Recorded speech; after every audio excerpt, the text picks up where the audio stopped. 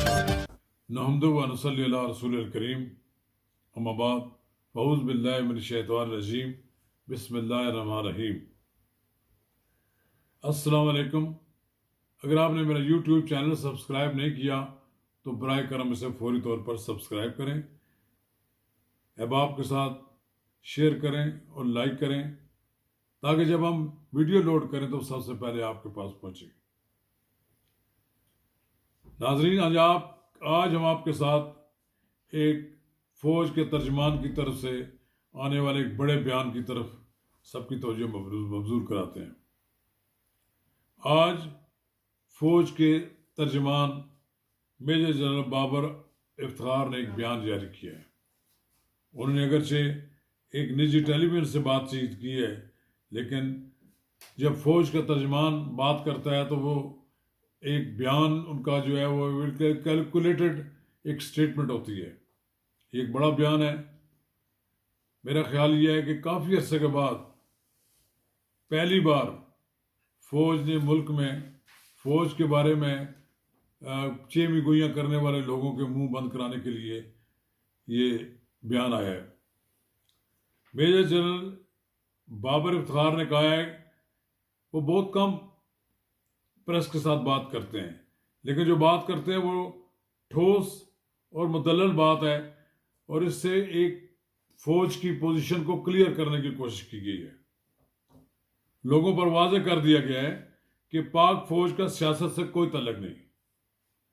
PDM के हवाले से क्या सराहियाँ बेबुनियाद हैं। ऐसी बातें करने वाले सबूत सामने लाएं और किसी किस्म के बैकडोर राब्ते इस्तेमाल नहीं किए जा रहे। फ़ौज को सियासत में न घसीटा जाए। पाकिस्तान ने दुनिया के सामने एक डोजियर रखा है। भारत दुनिया भर में बेनकाब हो चुका है। ये बड़ी बात जो उन्होंने की है वो ये यही है कि पाकिस्तान की फ़ौज का कोई सियासत से ताल्लुक नहीं है। ज़ाहिर है पीडीएम की तरफ से तो कोई ऐसा इल्ज़ाम नहीं लगाया गया कभी, और पीडीएम के रवैये में भी काफ़ी तब्दीली आ चुकी है। तो ये कहाँ से कौन लोग इस तरह की बातें करते हैं, इसका सुराग लगाना चाहिए। ये कहाँ और किस जगह लोग निजी महफिलों में इस तरह की बातें करते हैं जिसका नोटिस फ़ौज को लेना पड़ा है। और फ़ौज के तर्जमान ने वाज़ेह कर दिया है कि पाकिस्तान की फ़ौज का सियासत से कोई तल्लुक नहीं है। ये लॉन्ग मार्च करें, ये लॉन्ग मार्च ना करें, हुकूमत उनको रोके ना रोके, फ़ौज एक गैर जानबदार अदारा है। और मुझे उम्मीद है कि इससे इस ऐलान से फ़ौज के बारे में लोगों में बेहतर ख्यालात पैदा होंगे, लोगों को सोच में बेहतर तब्दीली आएगी और लोग अच्छी राय का इजहार करेंगे कि पाकिस्तान की फ़ौज की जानब से खुल्म खुला ये कहा गया है कि उन्हें सियासत में ना घसीटा जाए। सियासत से साथ फ़ौज का कोई तल्लुक नहीं है। ये सियासतदानों का काम है, वो इस खेल को खेलें, लेकिन उसमें कहीं फ़ौज का नाम ना लें। मेरा ख्याल ये है कि जो लोग ये भी कहते हैं कि फ़ौज हमारे साथ है, फ़ौज हमारी पुश्त पे खड़ी है, उनकी भी हौसला शिकनी हुई है। उनको भी अपनी ज़बान जो है अब थोड़ी सी काबू रखनी पड़ेगी। उनको भी ये सोचना चाहिए। बहरहाल वज़ीर ख़ारजा ने इस बयान पर यह तबसरा किया है, तो उन्होंने इसका तो मनफी मतलब निकाला है और वो उसको इन्होंने ये कहा है कि शायद उसको ये पीडीएम के पाकिस्तान डेमोक्रेटिक के मूवमेंट के साथ इसको मुंसलिक करने की कोशिश की है।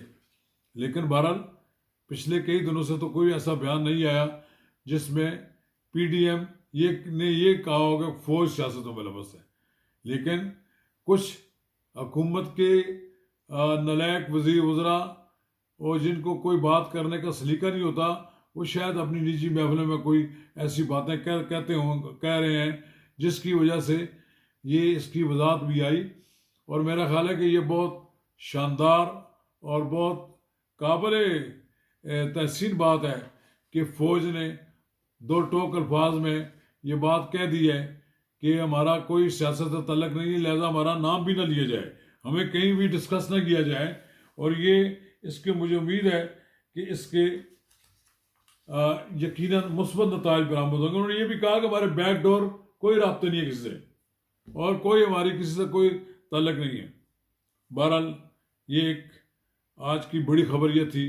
अब दूसरी बात ये है कि बिलावल भुट्टो जरदारी ने भी ऐलान कर दिया है कि वो सदारती आर्डीनेंस को चैलेंज करेंगे।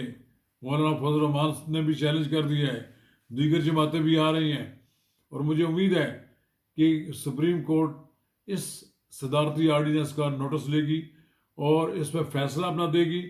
जो हुकूमत आईनी तरमीम मंजूर नहीं करा सकी, उसके बाद वो सदारती आर्डीनेंस के जरिए वही काम करना चाहती है। ये कैसे मुमकिन है?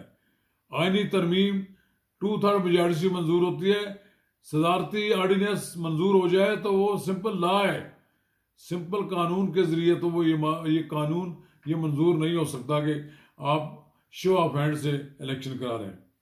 बहरहाल एक बात बाबर अवान साहब ने भी कही है। बाबर अवान साहब जो है हुकूमत के मशीर अमूर पार्लिमानी अमूर हैं, उन्होंने भी ये कहा है कि देखें, अगर सुप्रीम कोर्ट का फैसला हमारे खिलाफ आ गया तो इस सदारती आर्डीनेंस खुद ख़त्म हो जाएगा। भाई आपने पहले ये आर्डीनेंस लाए क्यों हैं?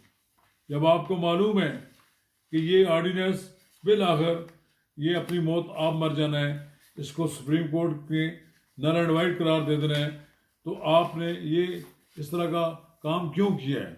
बहरहाल ये सदारती आर्डीनेंस जो है ये खुद बहुत जो ख़त्म हो जाएगा तो फिर हुकूमत की तो और बेइज्जती होगी।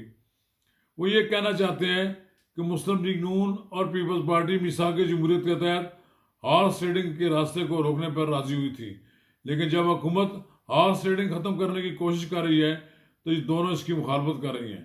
सदर ने आर्डीनेंस जारी करके कोई आईनी असूलों की खिलाफवर्जी नहीं की, क्योंकि आइन के आर्टिकल 50 के तहत सदर पार्लियामेंट का हिस्सा है। हम भी ये कहते हैं कि सदर आर्डीनेंस जारी कर सकता है हुकूमत की एडवाइस पर, लेकिन ऐसा आर्डीनेंस जारी आप करें कि जो कल नल एंड वाइड ना हो जाए। आपको कौमी असम्बली में एक शिकस्त हुई, आपकी आईनी तरमीम मुस्तरद हो गई, उसके बाद फिर आप एक सिंपल लॉ के तहत एक सदारती आर्डीनेंस जारी करके आप वही मकासद हासिल करना चाहते हैं जो आप आईनी तरमीम के जरिए हासिल करना चाहते थे। बहरहाल जमात इस्लामी ने भी सेनेट से मुतल्लिक आर्डीनेंस को मुस्तरद करने की करारदादें जमा करा दी हैं। सेनेटर फैसल जावेद का ये कहना है कि अपोजिशन की तरफ से आईनी तरमीम की मुखालफत की वजह से हम सदारती आर्डीनेंस लाए हैं। ये कोई दलील तो नहीं है ना, पर ये आपकी अपनी एक गलती है। एक आपने गलत पार्लिमानी इकदाम उठाया है कि जो चीज़ आईनी तरमीम के जरिए आप लाना चाहते थे वो नहीं हुई, तो फिर आप सिंपल लॉ के जरिए उसको लाना चाहते हैं। बहरहाल इस कार्य खैर में भी आपको बड़ी शर्मिंदगी उठानी पड़ेगी। न जाने हुक्मरान क्यों इस बात पर तुले हुए हैं कि बार बार वो अपने लिए शर्मिंदगी के सामान पैदा करते हैं। शुक्रिया।